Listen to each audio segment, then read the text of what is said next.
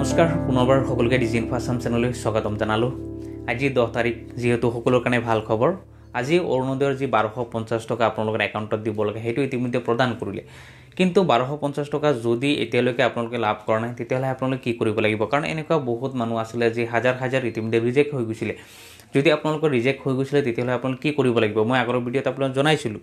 যদি আপোনালোকে সেইখিনি কাম আজিলৈকে কৰা নাই তেতিয়াহ'লে কিন্তু আপোনালোকে অৰুণোদয় টকা লাভ কৰা নাই। আৰু যদি লাভ কৰা নাই তেতিয়াহ'লে আপোনালোকে আৰু কি কৰিব লাগিব সেইখিনি আপোনালোকক জনাম আজি এই ভিডিঅ'ৰ জৰিয়তে। তাৰ লগতে মুখ্যমন্ত্ৰী আৰু এটা ডাঙৰ ঘোষণা কৰিছে যে ফেব্ৰুৱাৰীৰ পৰা কিন্তু আপোনালোকৰ একাউণ্টত 5000 টকা প্ৰদান কৰিব।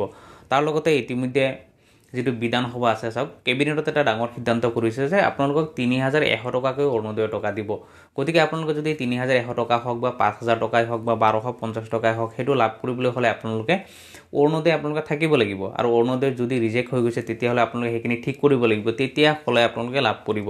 তাৰ লগতে অৰুণোদয় যদি আজিলৈকে আপোনালোকে লাভ কৰা নাই বা অৰুণোদয় আপোনালোকৰ নাই যদি তেতিয়াহ'লে আপোনালোকে কি কৰিব লাগে সেই কথা মুখ্যমন্ত্ৰী ইতিমধ্যে জনাইছিলে।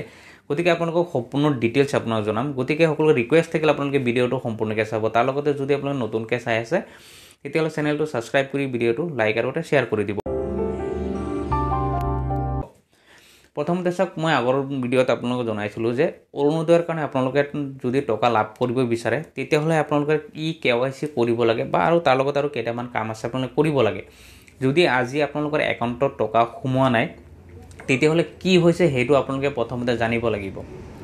আৰু সেইটো জানিবলৈ হ'লে আপোনালোকৰ যেটো লিষ্ট ইতিমধ্যে আহে সেই লিষ্টটো আপোনালোকে চেক কৰিব লাগিব। আৰু লিষ্টটো আপোনালোকে ক'ত পাব?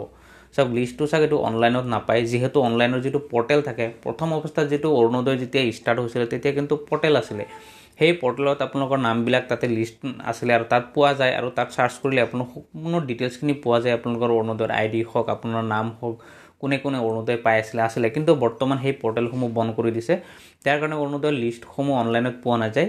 আৰু সেই লিষ্টসমূহ আপোনালোকে পাব বৰ্তমান যেহেতু পঞ্চায়তৰ যিসকল প্ৰতিনিধি আছে বা যিসকলে চৰকাৰৰ লগত জড়িত যিসকল কৰ্মকৰ্তা আছে তেওঁলোকৰ হাতত কিন্তু আছে। যিসকল সব বুথ কমিটিৰ প্ৰেচিডেণ্ট সেক্ৰেটাৰী আছে তেওঁলোকৰ হাততে আছে। আৰু আপোনালোকে তাৰ পৰা চাই পেলাই আপোনালোকে জানিব লাগিব যে আপোনালোকৰ কি হৈছে।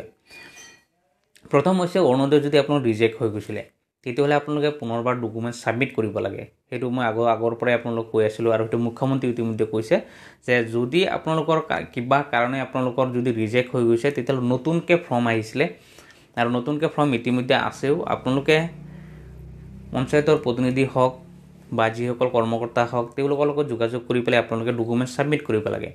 আপোনালোকে সেইটো ডকুমেণ্টছ হৈছে চাওক আপোনাৰ ৰেচন কাৰ্ডটো মাষ্ট বি। কাৰণ আৰু এটা কথা ইয়াত আপোনালোকে জানিব লাগিব যেটো ৰিজেক্ট কিয় হয়। চাওক আপোনালোকৰ যদি ৰেচন কাৰ্ডত ডাবল মানুহ আছিলে, যদি এটা ৰেচন কাৰ্ডত দুজন মানুহে পাই আছিলে তেতিয়াহ'লে এটা ইতিমধ্যে ৰিজেক্ট কৰি দিছিলে। তেনেকুৱা প্ৰব্লেম যদি হৈছে তেতিয়াহ'লে আপোনালোকে তেওঁলোকৰ লগত যোগাযোগ কৰি পেলাই কেনেদৰে সলভ কৰিব লাগিব সেইটো তেওঁলোকে নিশ্চয় জনাব। তাৰ লগতে যদি আপোনালোকৰ নাই তেনেকুৱা কোনো প্ৰব্লেম হোৱা নাই, যদি ৰেচন কাৰ্ড থকাৰ পিছতো যদি আপোনালোকে অৰুণোদয় পোৱা নাই তেতিয়াহ'লে আপোনালোকে ৰেচন কাৰ্ডৰ জেৰক্স কপি, আপোনাৰ আধাৰ কাৰ্ড, বেংক পাছবুক আপোনালোকে এইখিনি জমা দিব লাগে। এইখিনি জমা দিয়াৰ পিছত আপোনালোকৰ যিখিনি যদি ৰিজেক্ট হৈ গৈছে তেতিয়াহ'লে আপোনালোকে সেইখিনি প্ৰব্লেম সলভ কৰি দিব আৰু আপোনালোকে সেই টকা আপোনালোকে লাভ কৰিব। তাৰ লগতে চাওক, যদি আপোনালোকৰ যেটো আধাৰ কাৰ্ড আছে আপোনাৰ আধাৰ কাৰ্ডটো যদি বেংক একাউণ্টৰ লগত যদি লিংক নাই তথাপি কিন্তু আপোনালোকে অৰুণোদয়ৰ টকা লাভ নকৰে। কাৰণ প্ৰথম অৱস্থাত ডিৰেক্ট আপোনালোকে একাউণ্টৰ টকা দিছিলে, বৰ্তমানত DBDৰ জৰিয়তে দি আছে। গতিকে যদি DBD নাথাকে তথাপি কিন্তু বহুত মানে সেই টকা পোৱা নাই। গতিকে আপোনালোকে আধাৰ কাৰ্ডৰ লগত বেংক পাছবুকটো লিংক কৰক। আৰু মোবাইল নাম্বাৰ যেটো আছে আপোনালোকে মোবাইল নাম্বাৰটো আধাৰ কাৰ্ডৰ লগতো লিংক কৰিব লাগিব। আৰু অৰুণোদয়ৰ যেটো ID আছে আপোনালোকৰ অৰুণোদয়ৰ যেটো টকা লাভ কৰে সেইটো পে'মেণ্ট কৰে তাৰ যেটো ID আছে ID লগতো আপোনালোকে লিংক কৰিব লাগে। আৰু সেইটো লিংক কোনে কৰিব চাওক, সেইটো এটা ডাঙৰ কুৱেশ্যন আহিব আপোনালোকৰ যে সেইটো লিংক চাওক যিসকল পঞ্চায়তৰ প্ৰতিনিধি হওক বা যিসকলে আপোনালোকৰ অৰুণোদয়ৰ কৰি দিছিলে, যিসকলে ইতিমধ্যে অৰুণোদয়ৰ ফৰ্ম আহিলে তেওঁলোকে ফিল আপ কৰি দিয়ে বা আপোনাৰ ডকুমেণ্টছ যদি ছাবমিট কৰিছিলে তেওঁলোকে ইতিমধ্যে সেইখিনি কাম তেওঁলোকৰ দায়িত্ব আৰু তেওঁলোকে সেইখিনি কাম কৰি আছে। আৰু ইতিমধ্যে চাওক মুখ্যমন্ত্ৰী এটা ঘোষণা কৰিছিল যে প্ৰত্যেক ব্লকতে অৰুণোদয়ৰ কাৰণে এটা কেন্দ্ৰ খুলিছে আৰু তাত অৰুণোদয়ৰ সম্পূৰ্ণ কাম হয়। যদি কিবা কাৰণে আপোনাৰ পঞ্চায়তত কাম নহয়, পঞ্চায়তত সেইখিনি কাম কৰিব পৰা নাই তেতিয়াহ'লে আপোনাৰ ডিৰেক্ট ব্লকত গৈ আপোনালোকে যোগাযোগ কৰি পেলাই আপোনালোকে সেই ডকুমেণ্টছখিনি ছাবমিট কৰক। তেতিয়াহ'লে কিন্তু আপোনালোকে অৰুণোদয় যদি ৰিজেক্ট হৈ আছে তেতিয়াহ'লে 100% আপোনালোকে পাবই। আৰু বাকী যিখিনি কাম কৰিব লাগে KYC হওক, মোবাইল নাম্বাৰ লিংক হওক, আধাৰ নাম্বাৰ লিংক হওক সেইখিনি আপোনালোকে কৰক, তেতিয়াহ'লে আপোনালোকে অৰুণোদয় পাব। ইতিমধ্যে চাওক কেবিনেটৰ যেটো ডাঙৰ সিদ্ধান্ত গ্ৰহণ কৰিছে ইতিমধ্যে যে 3100 টকা গতিকে ৩,১০০ টকা লাভ কৰিবলৈ হ'লে আপোনালোকৰ অৰুণোদয়টো থাকিব লাগিব, আপোনালোকে অৰুণোদয়টো ৰানিং চলিব লাগিব বা নতুনকৈ আপোনালোকে আবেদন কৰিব লাগিব। ইতিমধ্যে মুখ্যমন্ত্ৰীৰ কথা, এইটো মই নহয়, মই জনোৱা নাই আপোনালোকক, যে মুখ্যমন্ত্ৰী ইতিমধ্যে ঘোষণা কৰিছিলে এটা কথা যে অৰুণোদয় যদি আপোনালোকে পোৱা নাই, আপোনালোকে যদি যোগ্য হয়, আপোনালোকৰ ৰেচন কাৰ্ড আছে যদি, তেতিয়াহ'লে জীৱিকা বাইদেউসকলক ইতিমধ্যে ফৰ্ম দিব আৰু তেওঁলোকে আপোনালোকৰ ঘৰে ঘৰে গৈ ইতিমধ্যে ফিল আপ কৰিব। যদি আপোনালোকৰ ফৰ্ম আহিছে তেতিয়াহ'লে জীৱিকা বাইদেউ হওক বা পঞ্চায়তৰ প্ৰতিনিধি হওক বা কাৰ্যকৰ্তাৰ লগত আপোনাৰ যোগাযোগ কৰি পেলাই আপোনালোকে ফৰ্ম কালেক্ট কৰি পেলাই আপোনালোকে জমা দিয়ক। আৰু ইতিমধ্যে পঞ্চায়তত হওক বা কাৰ্যকৰ্তাত হওক বা ব্লকত হওক ইতিমধ্যে ফৰ্ম আহিছে ইতিমধ্যে নতুনকৈ, যিসকলে পোৱা নাছিলে। গতিকে আপোনালোকে সেইটো যোগাযোগ কৰি পেলাই আপোনালোকে ফৰ্ম কালেক্ট কৰি পেলাই আপোনালোকে জমা দিয়ক। বা আপোনালোকে ডিৰেক্ট ব্লকত গৈ আপোনালোকে যোগাযোগ কৰিব পাৰে যে আমাৰ অৰুণোদয় নাই, আমাৰ ৰেচন কাৰ্ড আছে, সকলো ডকুমেণ্টছ আছে। তাৰপিছতো যদি পোৱা নাই তেতিয়াহ'লে আপোনালোকে এইখিনি কাম আপোনালোকে কৰিব পাৰে। তাৰ লগতে মুখ্যমন্ত্ৰীয়ে আৰু এটা ডাঙৰ কথা জনাইছে যে আপোনালোকে অৰুণোদয়ৰ যিটো ৫,০০০ টকা ইতিমধ্যে প্ৰদান কৰিব ফেব্ৰুৱাৰী মাহত, সেইটো হৈছে কি চাওক, ইতিমধ্যে ইলেকশ্যন আহি আছে। যদি কিবা কাৰণে চাওক ইলেকশ্যনত যদি আপোনালোকে সেই অৰুণোদয় যদি দিব নোৱাৰে, তেনে মাৰ্চ, এপ্ৰিল, মে' মাহত, তেতিয়াহ'লে ৩ মাহৰ একেলগত ফেব্ৰুৱাৰী মাহতে আপোনালোকক টকা প্ৰদান কৰিব, একেলগত ৫,০০০ টকা আপোনালোকক প্ৰদান কৰিব। সেইটো ইতিমধ্যে মুখ্যমন্ত্ৰীয়ে ঘোষণা কৰিছে। গতিকে আপোনালোকে সেই ৫,০০০ টকাও যদি লাভ কৰিব বিচাৰে, কিন্তু আজি যদি আপোনাৰ টকা পোৱা নাই, তেতিয়াহ'লে আপোনালোকে সোনকালে, আপোনালোকে এই কেইদিনতে সোনকালে আপোনালোকৰ যিখিনি ৰিজেক্ট লিষ্ট আছে সেইটোত আপোনালোকে চেক কৰক।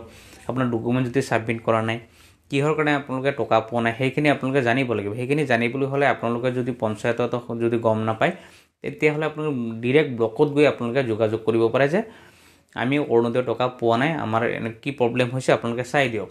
আৰু ইতিমধ্যে এটা চাওক হেল্পলাইন নাম্বাৰ দিছিলে, যিটো হেল্পলাইন নাম্বাৰত ফোন নালাগে, সেইটোত আপোনালোকে ট্ৰাই কৰি থাকিব নালাগে। আপোনালোকে ডিৰেক্ট গৈ ব্লকত যোগাযোগ কৰি পেলাই আপোনালোকে এইখিনি কাম কৰক, তেতিয়াহ'লে আপোনালোকে অৰুণোদয়ৰ 100% আপোনালোকে টকা লাভ কৰিব। কাৰণ আজি যিহেতু 10 তাৰিখ, আজি 10 তাৰিখে বহুতৰ একাউণ্টত টকা সোমাইছে, আৰু কিন্তু বহুতৰ একাউণ্টত সেই টকা লাভ নকৰে। লাভ নকৰা কাৰণটো হৈছে, মই আগতে কৈছোঁ যে লাভ নকৰা কাৰণটো এটাই হৈছে, আপোনালোকৰ হয়তো ৰিজেক্ট হৈ আছে। যেনেকৈ ধৰক আপোনাৰ এটা ৰেচন কাৰ্ডত 2-3জনে পাই আছে, তেনেকুৱা যদি হৈছে তেতিয়াহ'লেও কিন্তু আপোনালোকে সেইটো প্ৰব্লেম পাই আছে, যাৰ কাৰণে টকা লাভ কৰা নাই, যাৰ কাৰণে আধাৰ লিংক হোৱা নাই। কিছুমানৰ বেংক একাউণ্টত যদি খেলি মেলি আছে, বেংক একাউণ্টত যদি KYC হোৱা নাই, বেংক একাউণ্ট যদি আপোনালোকে কিবা কাৰণে KYC লাগি আছে, তথাপি কিন্তু আপোনালোকে সেই টকা লাভ কৰা নাই, বা আপোনালোকৰ মোবাইল নাম্বাৰ লিংক নাই, তেনেকুৱা প্ৰব্লেমৰ কাৰণে কিন্তু বহুত মানুহে টকা লাভ নকৰে। গতিকে আপোনালোকৰ যদি এনেকুৱা প্ৰব্লেম আছে, তেতিয়াহ'লে সোনকালে আপোনালোকে ছল্ভ কৰক, তেতিয়াহ'লে 100% আপোনালোকে অৰুণোদয়ৰ সেই টকা আপোনালোকে লাভ কৰিব। আৰু আপোনালোকে কোনে কোনে অৰুণোদয়ৰ টকা লাভ কৰা নাই, আপোনালোকে কিবা প্ৰব্লেম পাই আছে নেকি, সেইখিনি আপোনালোকে ভিডিঅ'ত কমেণ্ট কৰিব। মই সেইখিনি পাৰ্চনেলি আপোনালোকক ছল্ভ কৰিবলৈ মই যত্ন কৰিম, যাতে আপোনালোকে অৰুণোদয়ৰ টকা আপোনালোকে লাভ কৰিব পাৰে।